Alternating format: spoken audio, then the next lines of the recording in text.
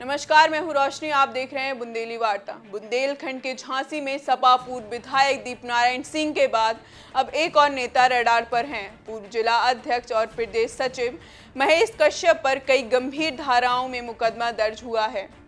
दिल्ली की रहने वाली डॉक्टर स्मिता पांडे ने पुलिस को दिए शिकायती पत्र में बताया कि उन्होंने वर्ष 2015 में नया गांव की कलावती देवी उर्फ कुसुम से 2 प्लाट खरीदे थे। रजिस्ट्री के दौरान यह बताया गया था कि जमीन पर कोई वाद विवाद नहीं है, लेकिन जब वह निर्माण कार्य करने पहुंची तो महेश कश्यप, रमेश रायकवार और अन्य लोगों ने काम रुकवा दिया और बताया कि जमीन पर कोर्ट का स्टे लगा हुआ है। शिकायत के मुताबिक महिला को निर्माण सामग्री मौके पर ही छोड़नी पड़ी, जिसके बाद में आरोपियों ने अपने निर्माण कार्य में इस्तेमाल कर लिया।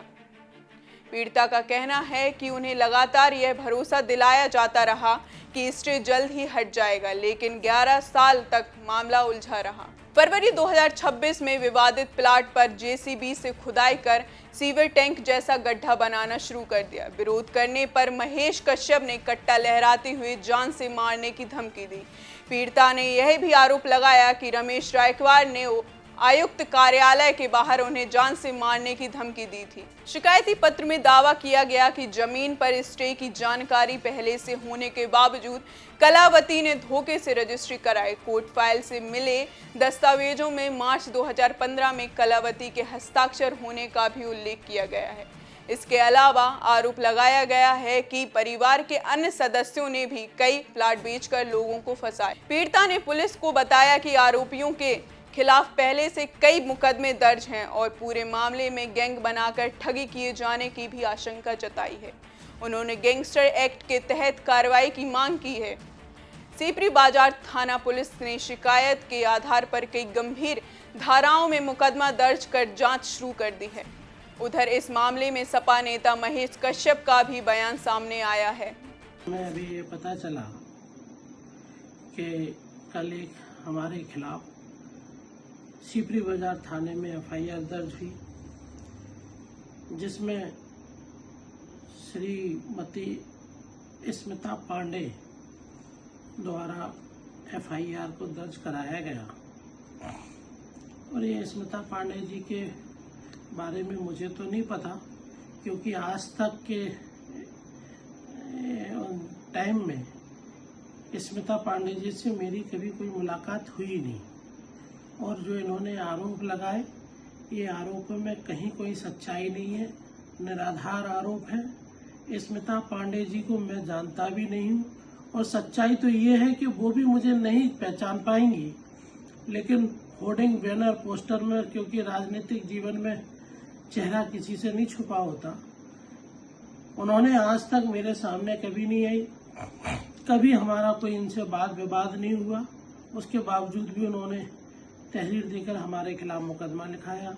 हालांकि हम ये कह सकते हैं कि बड़ी बहन है हमारी, लेकिन बहन जी आपसे भी निवेदन है, सच्चाई तो ये है कि कभी आप हमसे आकर मिली भी नहीं हो, कभी हमारा कोई विवाद भी नहीं हुआ। और अगर इसमें कहीं लगे आपको कि हम गलत बोल रहे हैं तो चलिए हम मंदिर पर चल के, आप भी चलो, हम भी चलते हैं, कसम खाते हैं कि हम कभी आपसे मिले हो, कभी आपसे बात हुई हो, कभी आपसे झगड़ा हुआ हो। आप बोलती हैं हम कट्टा लेकर आए, कट्टा लेकर हमने आपको दौड़ाया। आपने हमारी पहले भी, जब माननीय अखिलेश यादव जी आए उस दिन भी आपने इस तरीके की कोशिश की थी हमें बदनाम करने के लिए, हमारे खिलाफ साजिश करी आपने। और आपने एसएसपी साहब को भी प्रार्थना पत्र दिया, उसमें भी मजिस्ट्रेट और सीओ साहब के द्वारा जांच हुई, उसमें भी हमें निर्दोष पाया गया। आखिर आप ऐसा क्यों कर रही हैं, हमारी समझ में नहीं आ रहा, और क्यों कर रही हैं आप।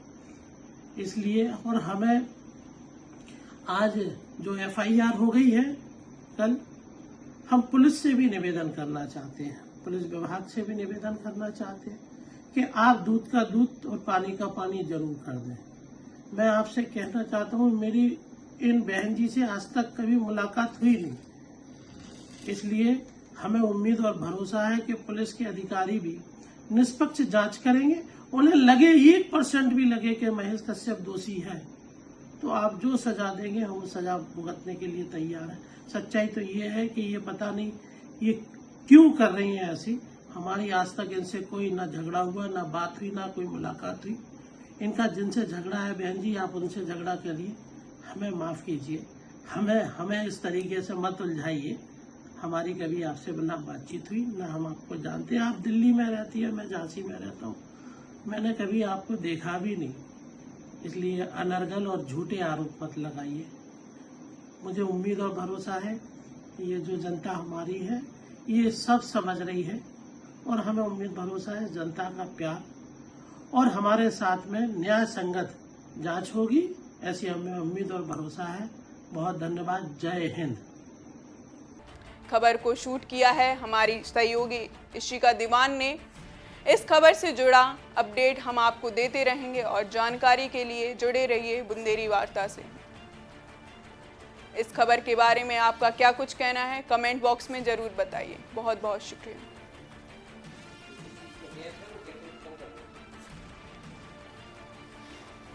फिर से करना